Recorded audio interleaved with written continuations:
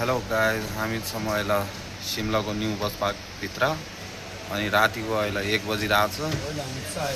अहिले हामी चाहिँ चायको कार्यक्रममा व्यस्त छौँ अनि हामी फेरि एकचोटि सोने डिलक्स लगिन चाहिँ सिमला आइपुगेछौँ। अनि तपाईँ पनि सिमलादेखि दाङ जान चाहनुहुन्छ भने दाङ तुलसीपुर घोराई लगायतका ठाउँ सल्यान रुकुम जान चाहनुहुन्छ भने हामीलाई सम्झिन सक्नुहुन्छ।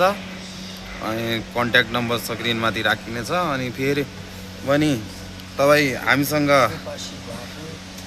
हामीसँग फेरि नि सिमलादेखि दाङसम्मको सफर इन्जोय गर्न सक्नुहुन्छ सोना डिलक्समा। अनि शुक्रबार चाहिँ जानेछ, भोलि चाहिँ होल्डेज बसिनेछ यहाँ।